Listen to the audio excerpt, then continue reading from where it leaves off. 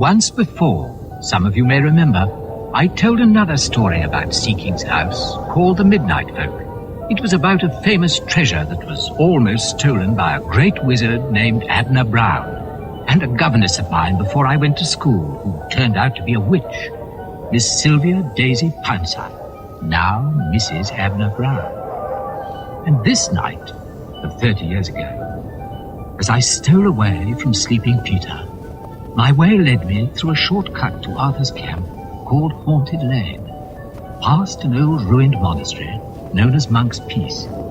As I went, very stealthily, I heard voices coming from it, and I cowered down behind a fragment of old wall.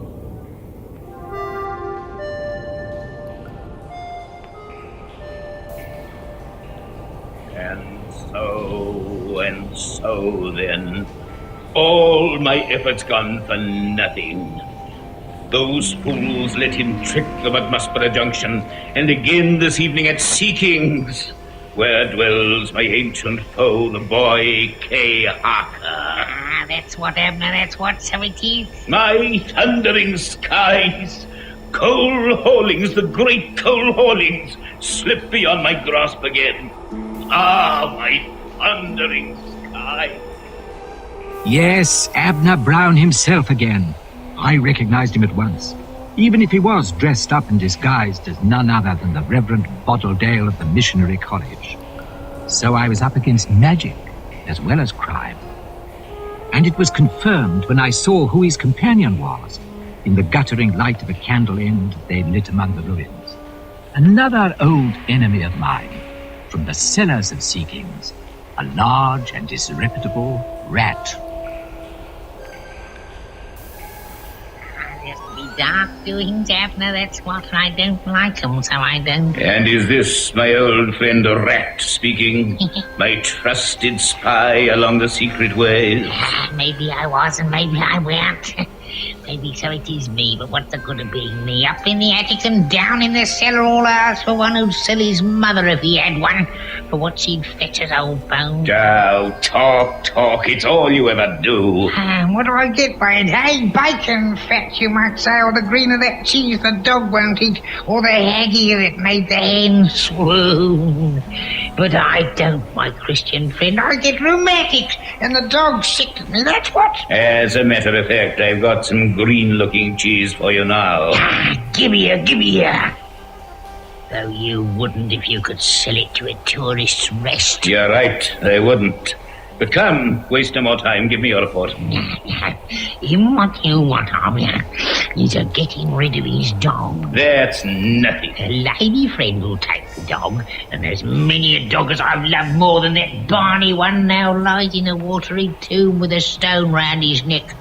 But some who claim to be friends never take a nint, that's what. To the point, wretched rat that you are. Dark doings, that's what. Of course you scared them, Abner, and I feel they're scared. Good. Now, where have you been and what have you heard? I've gone many a dark stravage, first and last. I followed them that you wot of through passages near all under and round this town, and peered and spied on them. Well...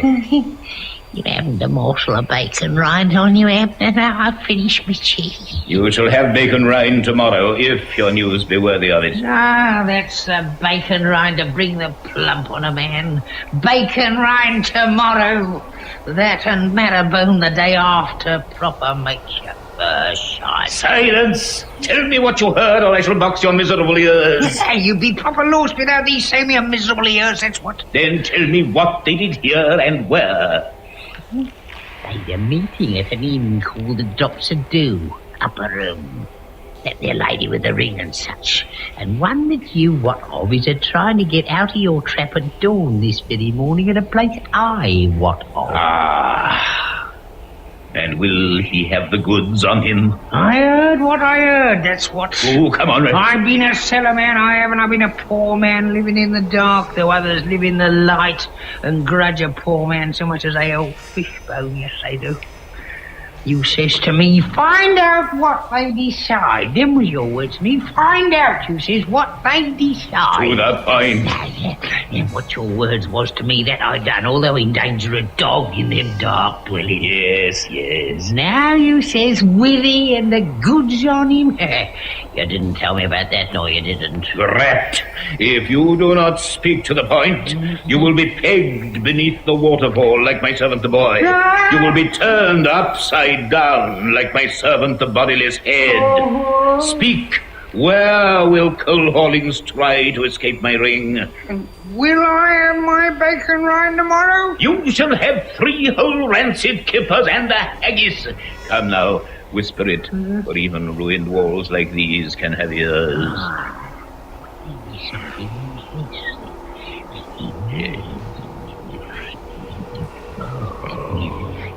That's what, so it is. That's what. Aha! And so I have him at last. You shall have your kippers rat, for you have done well after all. You have done superbly, my brave rat. That's what. So, is there any other little dark job you want done then, Martin? Or shall I go now? You may go. Right then. Now berries red hang over it, and pale berries rise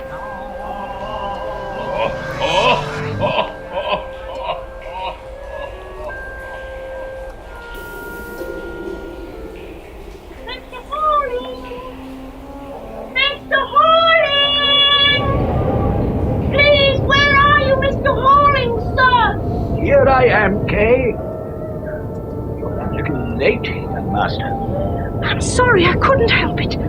I happened to be overhearing something and it seemed important to us. All things are important when the wolves are back. I thought I saw some of them as I came up to the camp here. Red eyes in the darkness. Oh, they cannot harm you, not when you have the box. The box? My box of delights and a great treasure, Kay.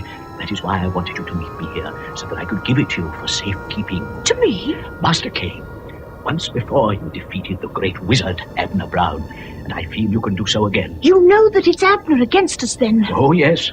It's just what I've overheard myself. And I also heard that he was going to try and stop you escaping from his ring. That gang of his dressed up as curates. Only I didn't hear where. He will be hard put to it. But just for safety, I want you to take the box and guard it well. Or won't you? Yes, of course I will. It is a great mystery, my box of delights, Master Kay. It was invented long ago by a great magician named Arnold of Tody. With its aid, it is possible to go into the past, as Arnold himself did. It came into my possession in an honorable exchange for a secret of my own. So there are many reasons why it must be kept from coming to Abner. Do you understand? I think so, sir. So, take it. And there are 2 other things I must tell you about it, besides going into the past and the treasures there, and all the living pictures from it that I showed you, and many more. Yes, sir. When you open it, so, there is that little lever there. And if you press it to the right, you can go small, Kay. And if you press it to the left, you can go swift. I see. That is how you will protect yourself from the wolves, 2 or 4. And so let us hurry. But there's so much to tell you, Mr. Hawlings, about Abner and Rat. There is no time, young master. I must go to prepare my escape from the ring. And if you want to see how I do escape from it, would you be at Butler's Down at dawn, just over the hill there? Or wouldn't you? Oh, yes, I would. Good. And bring your friend Peter with you this time as another witness, if the need should arise. So now, press to the left and go swift, Kay. But Mr. Hawlings... Press quickly and guard it well, Kay, for time is very short and I must go to my destiny. Yes, sir.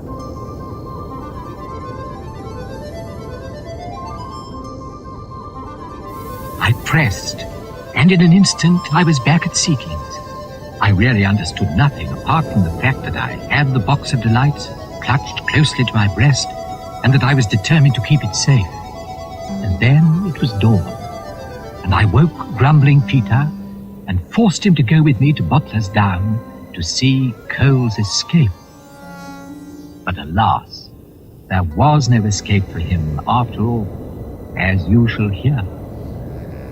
And so, later in the morning, Peter and I hurried to see my old friend, the Condicote police inspector.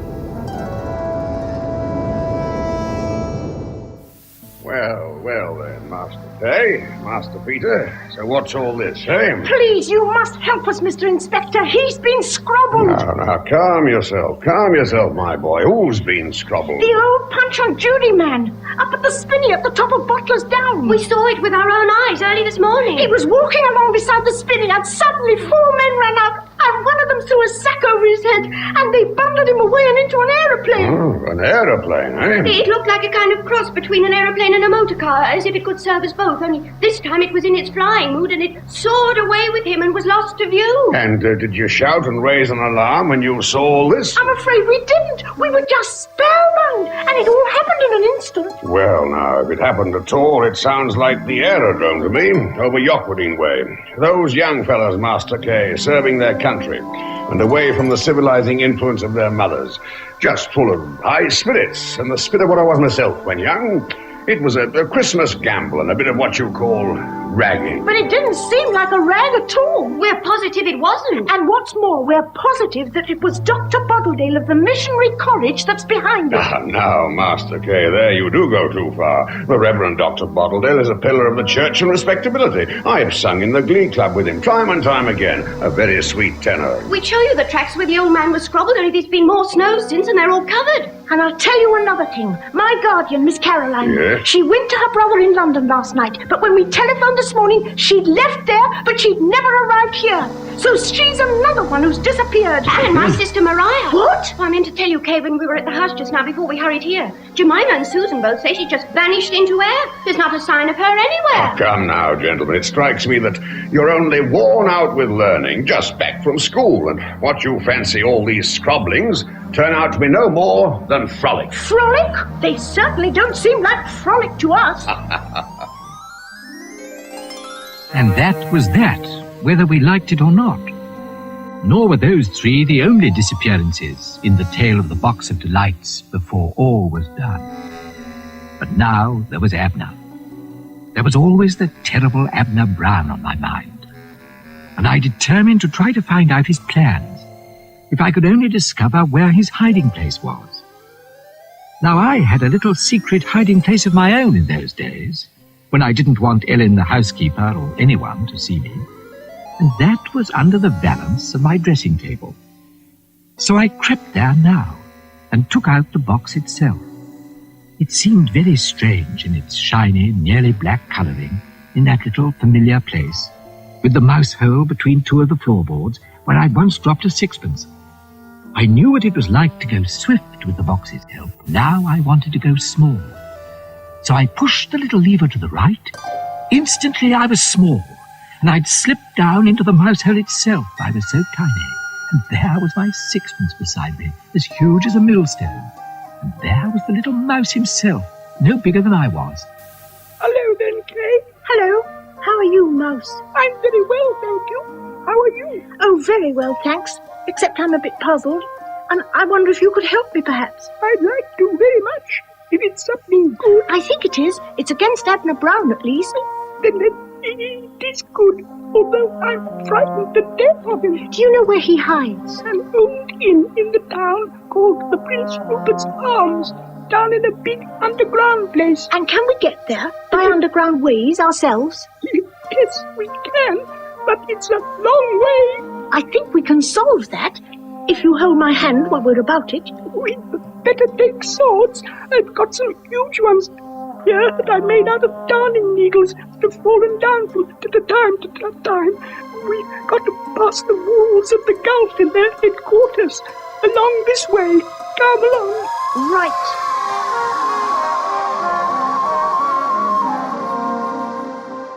And here we are, the Rupert's Arms. Okay. And there's Abner. Abner himself. See him through the other little mouse hole there? And Sylvia Pouncer, and Rat too, and another little rat with him. Listen. Listen, Mouse. And so then, Rat, what have you to report now after your blunder? And whom have you got there, that idiot-looking fellow? I make so bold as to present my nephew, Master Abner. make a reference to the gentleman and lady you... What's your nephew's name, Rat? How he answers to any name, so he do, Madam Sylvia. Ralph or Bert or any name, he ain't earned a name better than one of them, that's what. And what has he to tell us? Why did you bring him? Because he took over the spying in the dark ways after I left off last night and in danger of dogs, so he were. And what did he find out?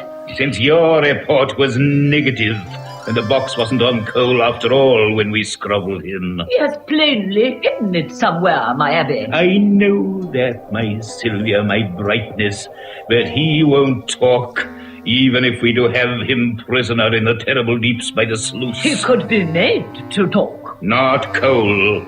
I'll say that for him after all his wandering centuries. But come, what has this nephew of yours to say to me, Rat? So right then, Alf. Pipe up, little mate, and tell the gentleman. When the horse is in the carry hapney hapney was all, and what's could be there, and drop me dude now. What is his name? Honoured company, my nephew Alf Foot is here and don't often stand in such presence. He says he went a faithful toward us the drop of dew after I left. Do we hear what was what from them, what you what of? Oh, fool!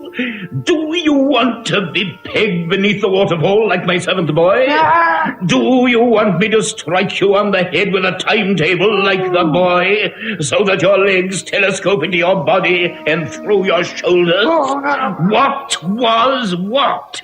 Where did Cole Hollings put the box? Oh, we caught his sitting there, putting your height now with some of the seeking there. He says someone in Seeking's house, that's what. I knew that. I suspected that he had little time for anything else, but where? Oh, it's a call and tale, a secret toys, Miss Rowe. Holy care, there's no autograph to them if you don't know. He says he don't know. Get out.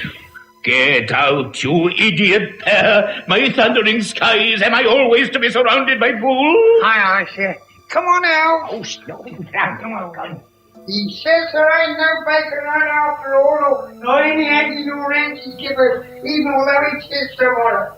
Give me your little paw, Al. Come on. Ah, my thundering skies, indeed. I am surrounded by fools and blunderers. Except for me, my topaz and diamond. Yes, except for you, my inspiration and my ideal. And yes. Yet what, my peridot? I sometimes think that you and some of the others, like that fool Chubby Charles, I sometimes think you feel the old man may be slipping and be setting up as leaders yourselves. Ah, no, never, my astuteness. I hope not, my empress, for there is a deal of life in the old dog yet. Oh. Yeah. Now, to work. Of course I guessed that the box was at Seeking's. That is why we scrobbled Miss Caroline in London. My hated successor, that little mildew of a boy, Hucker. But she knows nothing, lying now in the dungeons of the deep sluice by Condicott Weir herself. Perhaps the bishop, my emerald. Could Cole have slipped into him at Seeking's when he called? They're, after all, old allies, one way or another. Perhaps indeed, my ruby, and I shall act upon it. And there is the other avenue to be pried into, too. The promising child, Maria. She might well be a worthy ally. I almost like her in her passion for guns and gangsters. She may know or find out for us. Do you have her safe? Foxy Joe called on her first thing with the motor plane and got her out of the house on a pretext. She is ready and waiting for us at, you know where. Good. And in due course, we shall milk her of her secret knowledge. But first, there is much else to do to rectify these eternal blunderings from such as a rat. I am yours to command, my priceless pearl. I tell you this, my blue and yellow sapphire, I will have that box before all's done, with its pleasant toys of living pictures, with its gifts of going swift and going small, but above all, with its elixir of eternal life, and its gift of travel to the past, and all the mighty treasure to be found there, to be filched by Abner, and brought under his eternal downy wing, the gold of Alexander, the trophies of the Trojan wars, the wealth of conquering Caesar, the jewels of the Armada. Such as Cole would use the box only for good purposes. Aye, for mine own, my towers at last, as the poet says. So come, my Sycorax. Aye, come, my idol, my Roland, sweetest child, to the darkest tower of all.